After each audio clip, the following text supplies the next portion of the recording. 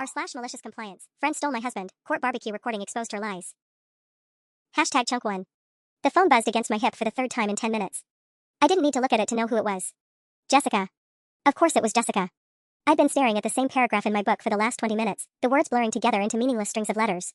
My therapist, the one I'd started seeing 3 weeks ago after my entire world imploded, would probably say I was catastrophizing about opening those messages. She'd be right. She usually was. My hands were shaking as I finally pulled my phone out. Asterisk Sarah, we need to talk. Please asterisk. I know things are weird right now, but that's not fair to the kids. Asterisk just come to the barbecue on Saturday. We can all sit down like adults and work through this asterisk.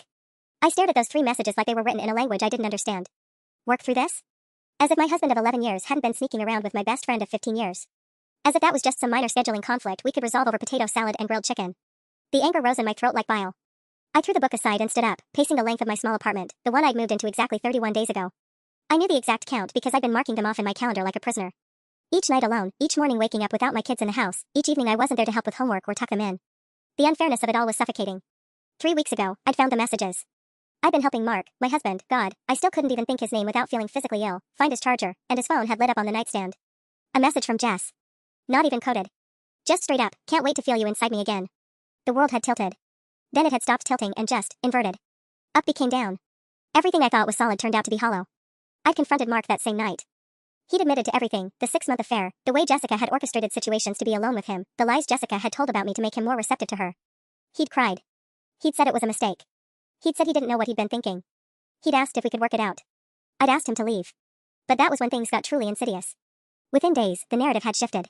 Somehow, I was the villain in this story. Mark had apparently told Jessica, who had apparently told everyone, that I was abusive. That I'd always been cold and controlling. That he'd only sought comfort elsewhere because I was such an impossible woman to live with. The lies spiraled. One of my neighbors asked how things at home were. A mom from my kid's school gave me a strange look at pickup. My own sister called with concern in her voice that made me want to scream. The worst part? My custody schedule was already being questioned. Family court was pending, and Jessica's poison had seeped into every corner of my life like something toxic in the groundwater.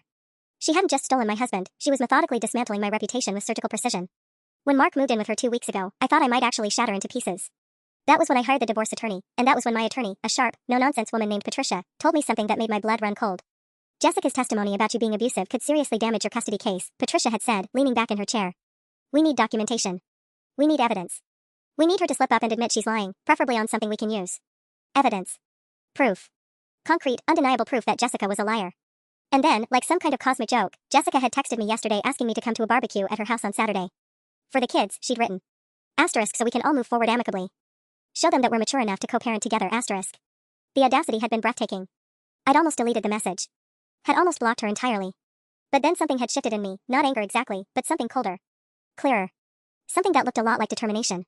I texted Patricia immediately, asterisk she wants me at her house on Saturday. A barbecue.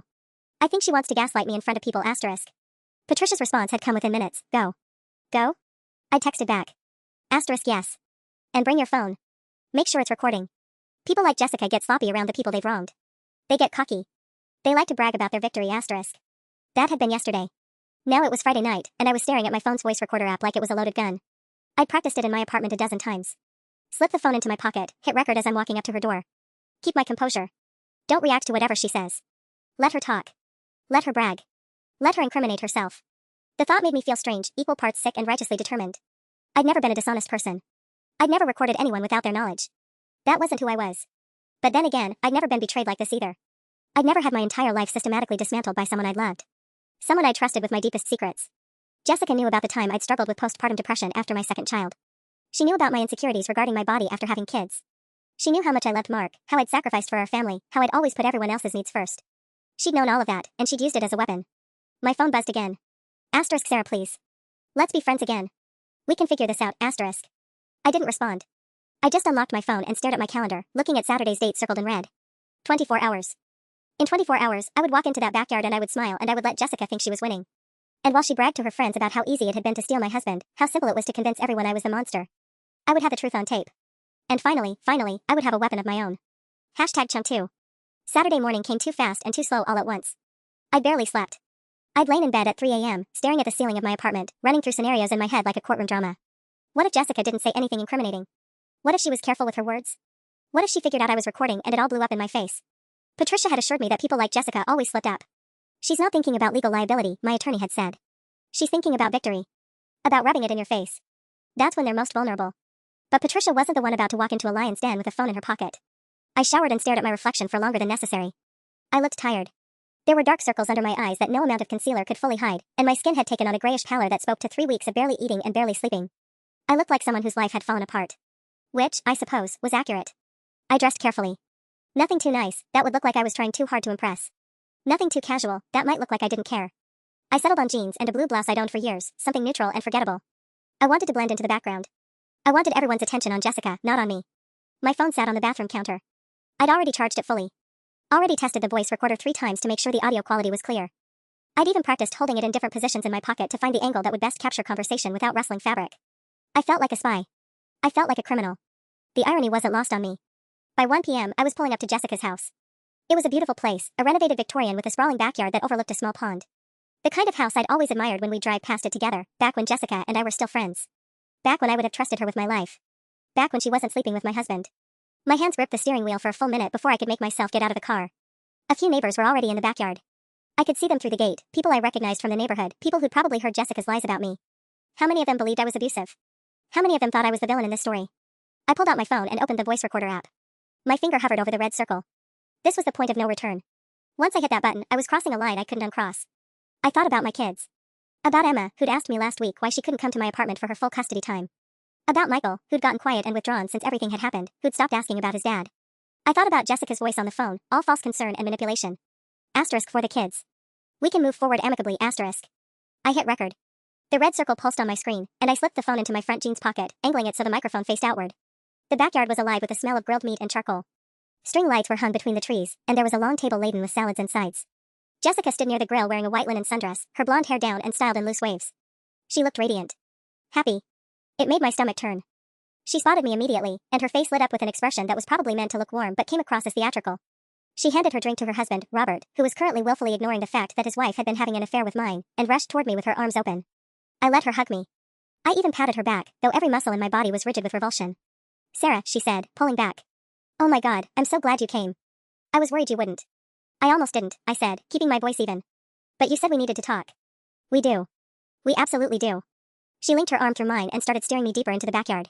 Everyone's being so weird about the situation, and I just think if we can clear the air, show them that we're handling this maturely. Jessica, I'm not sure clearing the air is possible, I interrupted, gently pulling my arm away and reaching for a glass of lemonade from a nearby cooler. I needed something to do with my hands. Needed to look natural. Clearing the air implies there's been some kind of misunderstanding. But I understand perfectly well what happened. Her jaw tightened. Sarah. Hey, Jess. One of her friends, a woman named Lauren who I'd met a handful of times, was waiting from near the patio. Come settle a debate for us. Jessica's expression shifted. The warm, concerned friend mask slipped for just a second, and I saw something colder underneath. Annoyance that she was being interrupted during her performance. In a second, she called back, then turned to me with a smile that didn't reach her eyes. Why don't you grab some food? Get comfortable. We'll talk more when things wind down a bit. It was a dismissal, pure and simple. I watched her walk away, heading toward the cluster of friends on the patio. My heart was pounding so hard I was certain the phone in my pocket could pick it up. This wasn't going the way I'd planned. Jessica was being careful. She wasn't going to volunteer her confession while I was standing right next to her. I filled a plate with food I didn't want and sat at one of the picnic tables, trying to look like I was part of the gathering while remaining on the periphery. The phone in my pocket felt like it weighed 1,000 pounds. An hour passed. Then 2. Jessica worked the crowd like a politician, laughing and talking and playing the gracious hostess. She and Robert posed together at one point, his arm around her waist, the picture of marital bliss. No one would ever guess that she was currently sleeping with her best friend's husband. I was beginning to think I'd made a terrible miscalculation when I overheard the conversation that changed everything. Jessica had stepped away from the main group and had positioned herself with 2 other women near the edge of the patio, close enough to the table where I was sitting that I could hear every word. I still can't believe you actually did it, one of the women was saying. I recognized her voice. It was Nicole, someone Jessica had been gossiping about Mark and me with for weeks. Like, I knew Mark was unhappy, but actually going for it? Jessica laughed. It was a real laugh, not the careful, controlled one she'd been deploying all afternoon. Honestly, it was so easy, Jessica said, and I felt my entire body go cold. Sarah was so focused on being the perfect wife and mother that she completely ignored her husband. Mark basically threw himself at me. I forced myself to keep chewing, to keep looking at my food. But every nerve in my body was now laser-focused on that conversation. What about all those things you said about her? The second woman asked. The stuff about her being abusive? There was a pause. A terrible, pregnant pause. Then Jessica's voice came again, lower now, but still audible. Oh, that was all complete bullshit, she said lightly. I needed to make sure no one would side with her when everything came out. Once I decided I wanted Mark, I needed to make sure Sarah looked like the bad guy. It was actually kind of fun figuring out what would stick. My hands had gone numb. The phone in my pocket was recording every single word. #chunk3. The world tilted for a moment, and I had to grip the edge of the picnic table to keep myself grounded. She'd admitted it. she'd actually admitted it. Everything I'd suspected, everything I'd feared was true, and now it was on my phone, captured in crystal clear digital audio. I should have felt triumphant. Instead, I felt sick. That's so dark, the second woman said, and I couldn't tell if she sounded amused or horrified. Like, genuinely psychotic.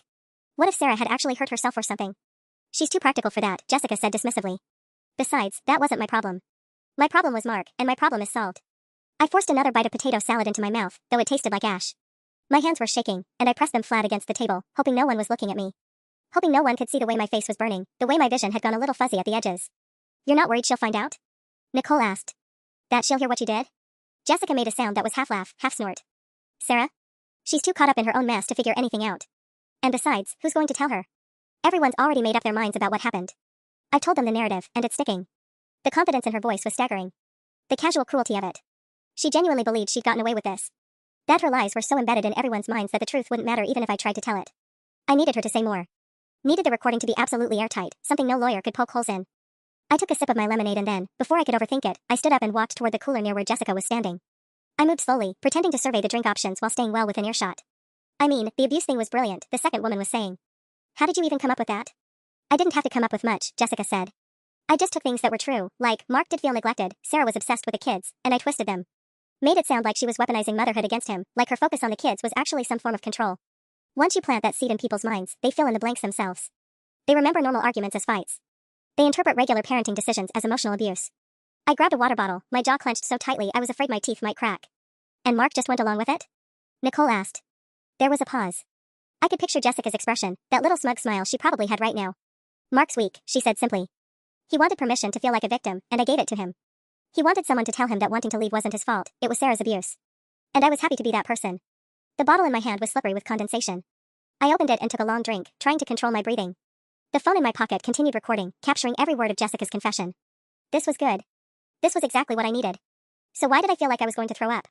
What about custody? The second woman asked. Won't she fight you on that? She'll try, Jessica said. But I've got witnesses. People who'll swear they've seen her be emotionally cold with the kids, seen her prioritize other things over them. It doesn't matter if it's true. It matters if it's believable. And I've made it very believable. The second woman laughed. You're actually a genius. Evil, but a genius. I prefer strategic, Jessica said. I walked back to my table on unsteady legs, the water bottle forgotten in my hand. My mind was racing. I had what I needed. I absolutely had what I needed. The recording was going to destroy her. It was going to prove to the court that every accusation she'd made against me was calculated and false. It was going to restore my reputation, secure my custody, maybe even turn her own husband against her once he heard what she'd said about him. It should have felt like victory. Instead, it felt like something else entirely, something darker and more complicated. Because as I sat there, replaying Jessica's words in my head, I realized something that made my stomach churn even worse than before. She was right about Mark. He was weak. And I'd known that for years. On some level, I'd always known. The way he deferred decisions to me, the way he struggled with his own identity, the way he needed someone to validate his choices and tell him it wasn't his fault when things went wrong. He was the kind of person who would be susceptible to exactly the kind of manipulation Jessica had described. Which meant, and this was the thought that really made me want to scream, that I'd married a man who could be seduced away from his wife and children by someone telling him the right lies. A man who was capable of believing his wife was emotionally abusive when the real abuse was him choosing to believe a predatory woman's narrative over the years of reality we'd built together. And I'd chosen to marry him. I'd chosen to have his children. I'd chosen to trust him. The anger at Jessica crystallized into something even more caustic, anger at myself for not seeing this sooner. For not knowing what kind of man I'd married. For being so focused on being the good wife, the good mother, the good person that I'd failed to notice my marriage was on a foundation of sand. I glanced over at Jessica, who was now laughing with her friends, the picture of someone without a care in the world. She was still performing, still playing her role, still convinced she'd won. And she had won. She'd won Mark. He was hers, legally and actually, because I was going to have to prove in court that I wasn't the person she'd made me out to be. Even with this recording, even with this confession, I was going to be on the defensive. The court would hear the recording. They'd note her admission about the abuse allegations. But Mark would still get custody time. He'd still be their father. And Jessica would still be the woman who destroyed my marriage, and I'd still be the woman foolish enough to marry him in the first place. I took another long sip of water and looked around the backyard at all these people who'd bought Jessica's narrative. Who'd looked at me differently, spoken about me carefully, believed me was the villain in my own story. The phone continued to record. The red circle on the app was still pulsing, counting down the moments until I could use this evidence to blow up my entire life in a calculated, strategic way. Just like Jessica had done to me. The irony was so bitter I could taste it. #Chunk4. I was so caught up in my spiraling thoughts that I almost didn't notice when the dynamic at the party shifted. One moment Jessica was laughing with her circle of admirers, and the next, her husband Derek was standing at her elbow, his hand on her arm. His expression was strange, not angry, exactly, but something closer to confused disappointment.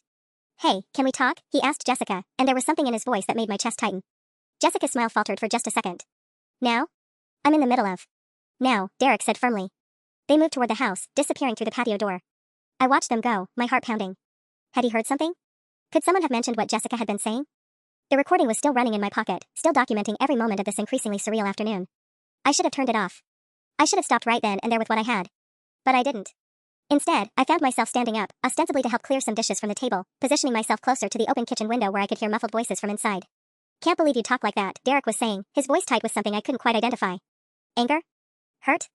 About Sarah, about Mark, about any of it. You don't understand the situation, Jessica said smoothly.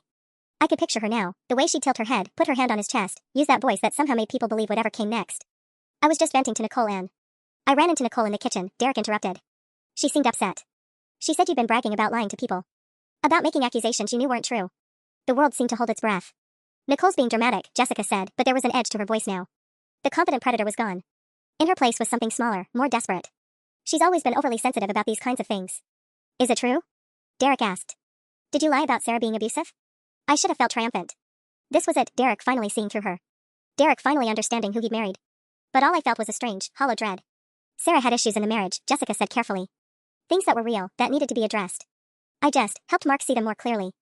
That's not what Nicole said. She said you made it up. That you told her you made it up. There was a long silence. I pressed myself closer to the window, barely breathing. Derek, listen to me, Jessica said, and now her voice had shifted again, softer, more intimate. The voice she used when she needed to convince someone of something. Mark and Sarah's marriage was already dying. I didn't create that. I just accelerated a process that was already in motion. And yes, maybe I exaggerated some things, but only because the core truth was already there. Mark felt abandoned. Sarah was cold. Those things are real. You're doing it again, Derek said, and I heard something like grief in his voice. You're twisting things. You're reframing your lies as truths and hoping I won't notice. What do you want me to say? Jessica's voice cracked slightly. You want me to say I'm sorry? Fine. I'm sorry. But I'm not sorry for the outcome. Mark is happier. I'm happier. It worked out. It worked out? Derek laughed, but there was no humor in it. Jessica, do you understand what you're describing? You deliberately manipulated people. You made false accusations. You destroyed a family. A family that was already broken. No. A family you broke. Those kids, Sarah's kids, they have to deal with the fallout of what you did. Every custody battle, every moment their parents don't have them, every time they wonder why their dad chose someone else over their mom, that's on you. I felt tears streaming down my face, and I realized I'd been crying silently for I didn't know how long. My hands were shaking so badly I nearly dropped the dishes I'd been pretending to collect. Derek, please, Jessica said, and now she sounded frightened. Don't do this. Don't make me the villain here. I did what I had to do to be happy. Everyone deserves to be happy. Not at the expense of other people's lives, Derek said quietly. Not like this.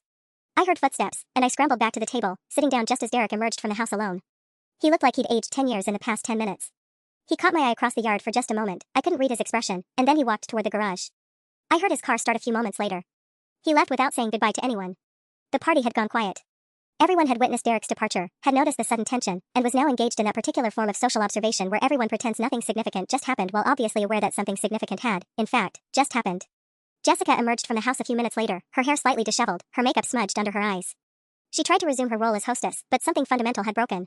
People's interactions with her had shifted, not dramatically, not obviously, but noticeably. There was a new hesitation. A new wariness. I sat at my table and watched her struggle to keep the party going, watched her fail, watched her social gathering slowly disintegrate as guests made excuses and left. And I realized that I didn't need my recording to destroy her. Derek had already done it. Nicole had already done it. Jessica had already done it to herself, one manipulative word at a time, and the consequences were finally catching up to her. The phone in my pocket continued to record, capturing everything.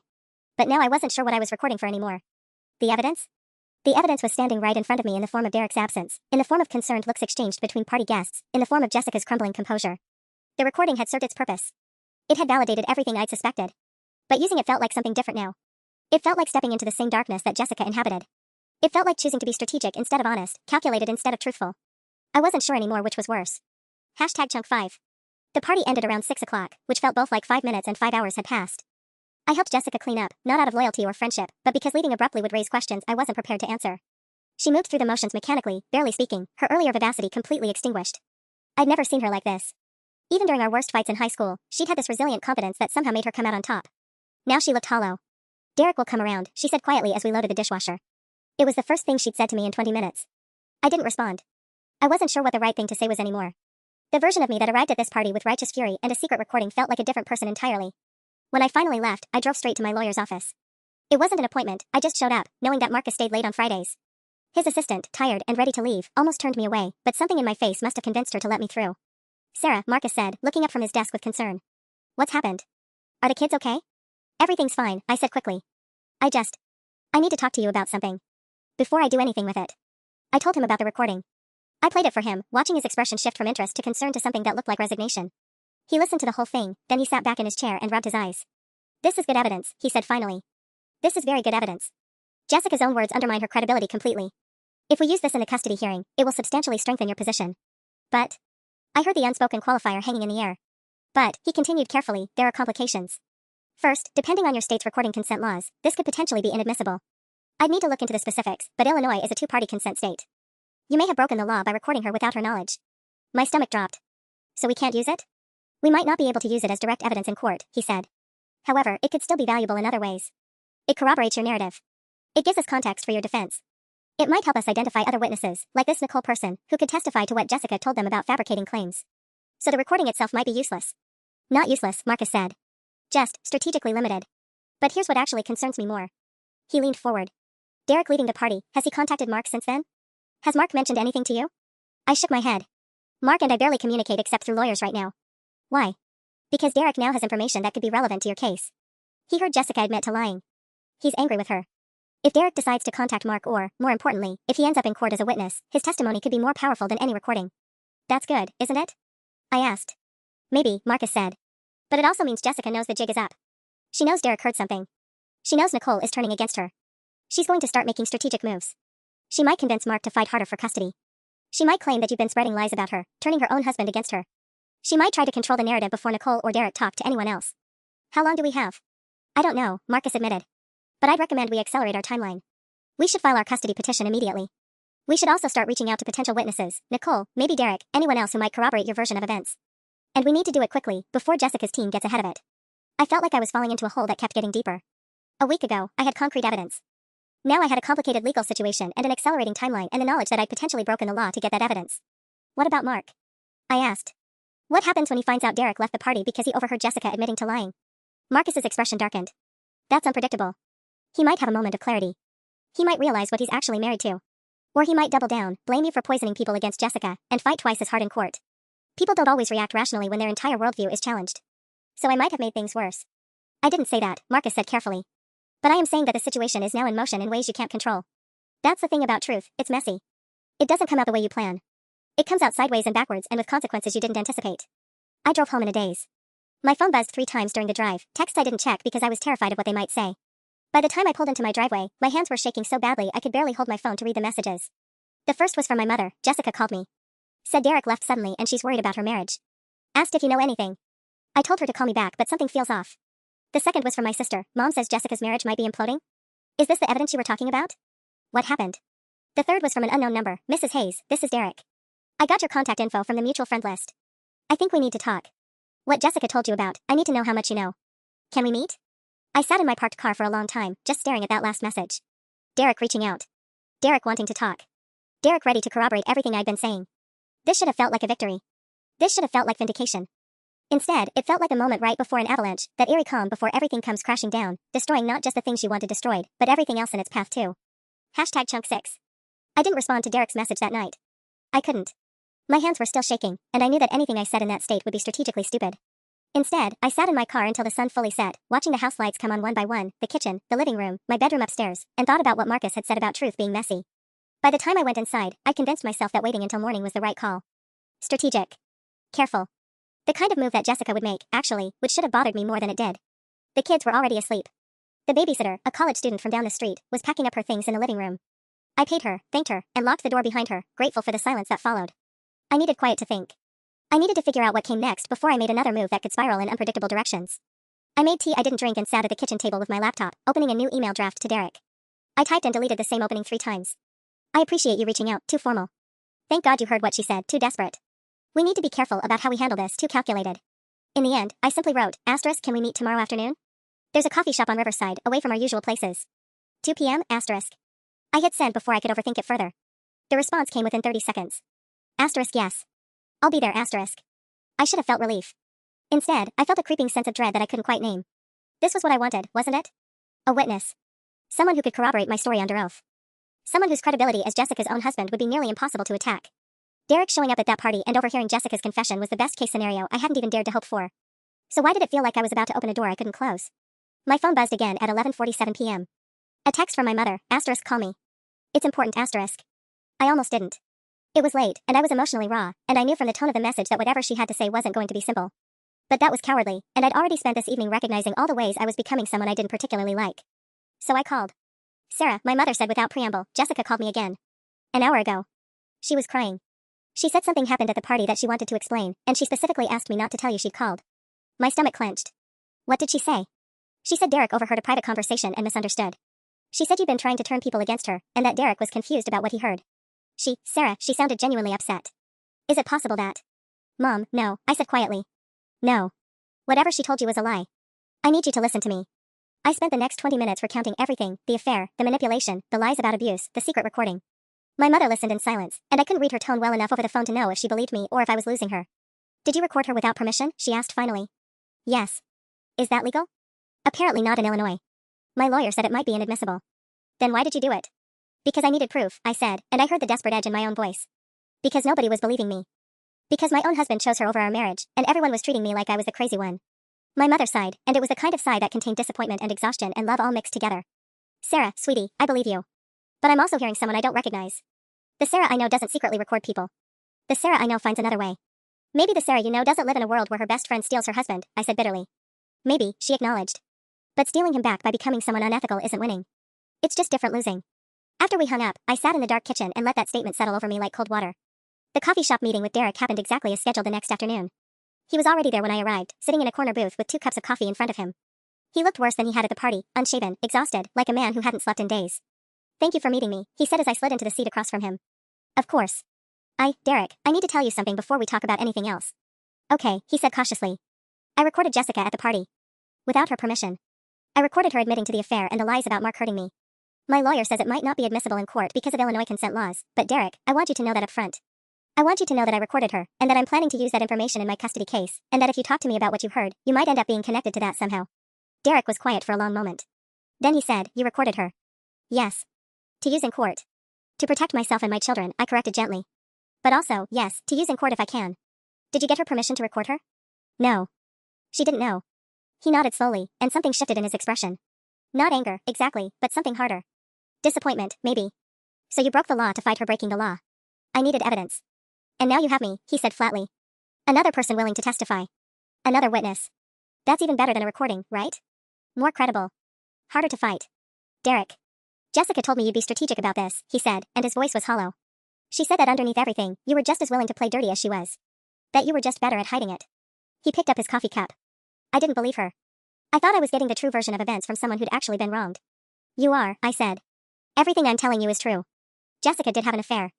Jessica did fabricate abuse allegations. Jessica did try to manipulate your marriage. All of that can be true and you can still be exactly what she said you are, Derek said quietly.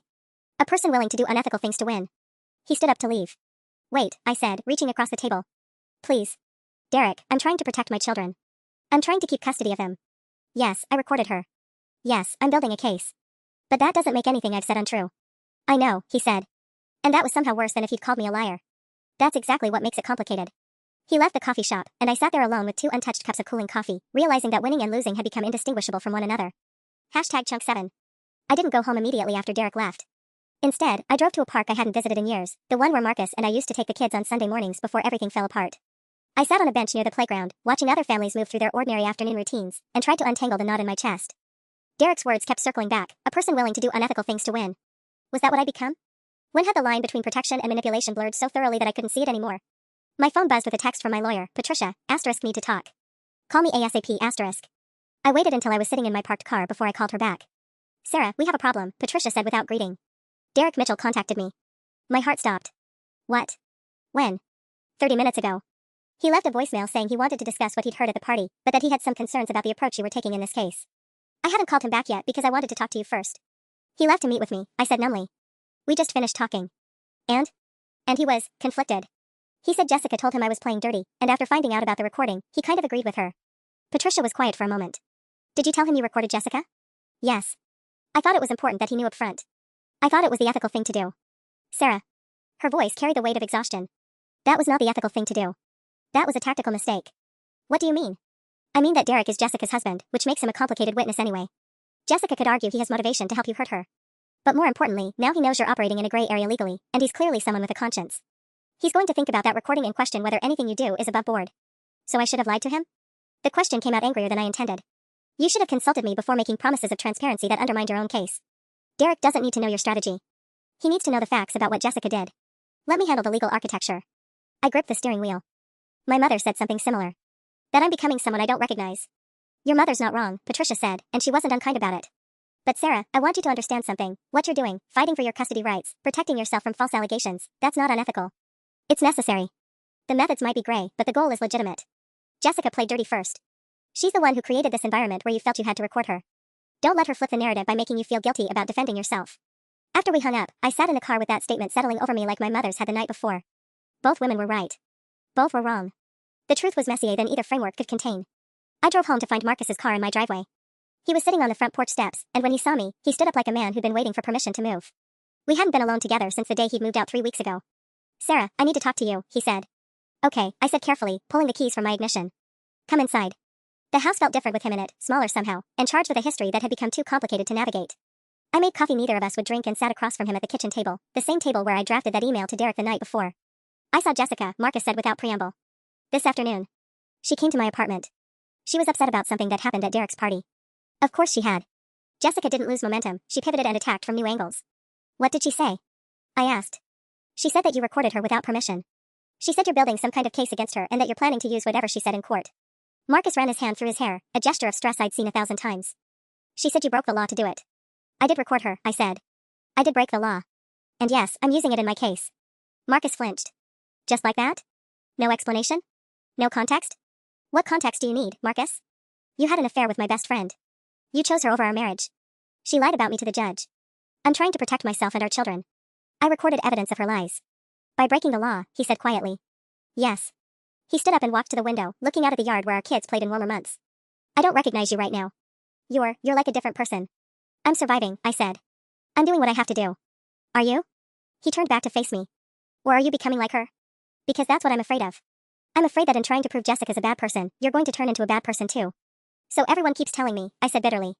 My mother. My lawyer. Derek. You. But nobody's offering an alternative. Nobody's telling me how to fight back without getting my hands dirty when the other person has already soaked theirs in mud. Marcus came back to the table and sat down. He looked older than he had 6 months ago. I came here to tell you that I'm not going to testify against Jessica. I know what she did. I know she lied. But I'm not going to be part of this weaponization of the truth. Something inside me cracked. You're protecting her. I'm protecting myself. And you, whether you can see it right now or not. Because Sarah, if this goes to trial and it comes out that you recorded her illegally, that recording probably gets thrown out anyway. And if Derek testifies, Jessica's lawyers are going to tear him apart for cooperating with you while his wife is being destroyed. They're going to argue the whole thing is a conspiracy. And you're going to look like someone who orchestrated it all. I wanted to argue, but I knew he was right. I could feel it in the way my stomach had twisted when Patricia said the same thing in different words. I'm scared, I admitted quietly. I'm terrified that without that recording, without Derek, without some kind of smoking gun, the judge is going to believe her. That I'm going to lose my kids. Marcus reached across the table, not touching me but coming close. I know. But destroying yourself in the process isn't the way to save them. He left shortly after, and I sat alone in the kitchen, surrounded by the wreckage of strategic moves and tactical decisions, finally understanding that there was a difference between fighting dirty and becoming dirty. The question was whether I'd figure that out before it was too late. #Chunk 8, The Reckoning. The next morning, I called Patricia before I could talk myself out of it. I want to withdraw the recording as evidence, I said without preamble. There was a long silence on the other end. Sarah, you need to think about this carefully. That recording is. I know what it is. It's illegal. It's gotten me lectures from everyone I respect. And Marcus is right, if it comes out that I obtained it illegally, it'll be thrown out anyway, and it'll make me look like the bad guy instead of Jessica. So I'm withdrawing it. What's your strategy then? Patricia asked carefully. I don't know yet. But I know it won't work anymore, becoming someone I hate to prove that Jessica's someone to hate. I hung up and sat with that decision for exactly 20 minutes before I did something that terrified me more than any courtroom appearance. I called Jessica. She answered on the third ring, surprise evident in her voice. Sarah? Is everything okay? No, I said. Nothing is okay. We need to meet. Somewhere public. We met at the coffee shop where we'd first become friends 15 years ago, back when we were young enough to believe friendship was simple. Jessica arrived wearing the expression of someone who'd already won, confidence mixed with something that looked almost like pity. I'm withdrawing the recording, I said before we even sat down. It's not going to be part of my case. Her face shifted, calculating. Why would you do that? Because I realized that I was becoming the person you accused me of being. And I won't do that. Not even for my kids. Especially not for my kids. Jessica leaned back in her chair, studying me like I'd become a puzzle she needed to reassemble. So you're just giving up? No. I'm changing tactics. I pulled out my phone and set it on the table between us, screen up. I'm going to testify in court about what happened between you and Marcus. I'm going to be honest about the affair, about the lies you told to mutual friends, about how you manipulated situations to destroy my marriage. I won't need a recording for that. My word, combined with the text messages you sent Marcus that are now in discovery, combined with Derek's testimony about what you told him, all of that together tells a complete story without me becoming a criminal to prove it. Derek's not going to testify, Jessica said, but there was uncertainty in her voice now. Maybe not. But that's okay. Because here's what I realized, you were counting on me playing dirty. You were counting on me making mistakes that would make you look like a reasonable one. You were counting on me breaking the law so you could argue I'm unstable and unfit. And I was about to hand you exactly what you needed. Jessica's coffee arrived, and she didn't touch it. Even if you testify, it's your word against mine. Yes. But I'm going to tell the truth. Not the strategic version. Not the version that makes me look best. The actual, complicated truth about what happened between us, what happened in my marriage, and what you did to sabotage it. And then Derek can testify to what you told him about how easy it was to steal my husband. And the judge will have to decide who to believe. That's not a strategy, Jessica said flatly. That's a prayer. Maybe. But at least I'll sleep at night. I left before she could respond. The next week, I made another decision. I called my mother and asked her to come stay with us for the duration of the custody hearing. She arrived with 2 suitcases and the kind of quiet strength that comes from surviving your own difficult seasons. I didn't apologize for the cold distance between us, and she didn't demand one. We simply began, again, from where we were. The hearing took place on a gray Thursday in November. The courtroom was smaller than I'd expected, more institutional than dramatic. My lawyer wore the kind of suit that was meant to be invisible, professional but not flashy. Jessica's attorney was younger, sharper, with a kind of aggressive energy that fills space quickly. The judge was a woman in her 60s who'd seen enough of humanity to wear skepticism like armor. I testified first. I told the truth, that my marriage had been struggling for months before I discovered the affair, that I'd become paranoid and controlling, that I'd made mistakes. I told her that Jessica had been my best friend and that the betrayal had broken something in me that I was still learning to repair. I talked about my fears for my children, my desperation to protect them, and the moment I'd realized that desperation was turning me into someone dangerous. I made a choice, I said, looking directly at the judge, that I was willing to break the law to win this case. And then I made another choice to stop. Because winning custody of my children by becoming someone they shouldn't have to fear, that's not actually winning. Jessica's lawyer tried to paint me as unstable, using my own testimony against me. But I'd expected that. I didn't flinch. Then Derek testified. Jessica's lawyers came at him hard, suggesting he was biased, that he was helping me destroy his wife because he was having his own problems. But Derek stuck to what he knew, what Jessica had told him about the affair, what she'd said about making up allegations. I didn't come here to help Sarah win, Derek said quietly. I came here because my wife lied. And because I couldn't live with staying silent about that. Jessica didn't testify. Her lawyer advised against it, and she took that advice. The judge took 2 weeks to issue her ruling. During those weeks, I didn't sleep much. But I also didn't regret. There's a difference. When the ruling came down, it was surprisingly nuanced. Full custody went to me, but with mandatory mediation for major decisions and a requirement that Marcus maintain regular visitation. The judge was careful to note that while she found Jessica's conduct reprehensible and her testimony unreliable, she couldn't base her judgment solely on character attacks. What she could do was look at the pattern of behavior, the testimony of credible witnesses, and assess what was in the children's best interest. In this case, the judge wrote in her decision, the children's best interest is best served by a parent who is willing to acknowledge her own flaws and limitations, rather than a parent who manipulates situations and individuals to achieve her desired outcome. It wasn't the crushing victory I'd once imagined. Jessica didn't disappear from our social circle, though her influence diminished considerably once Derek and several others began speaking about what had really happened. Marcus and I remained divorced, but we became something better than we'd been in years, honest. He brought the kids by on schedule. Sometimes we had awkward coffee together. Sometimes we just exchanged the kids at the door. But there was no more deception between us. The hardest part came 2 months later when I ran into Jessica at the grocery store. She looked smaller somehow, diminished. Our eyes met for exactly 1 second before she turned her cart in another direction. I didn't feel victorious. I felt tired. But I also felt like myself, which it turned out, was worth more than any case won through becoming someone else. My mother, who'd returned to her own home once the hearing ended, called that night like she always did. How are you feeling? She asked. Like I survived something, I said.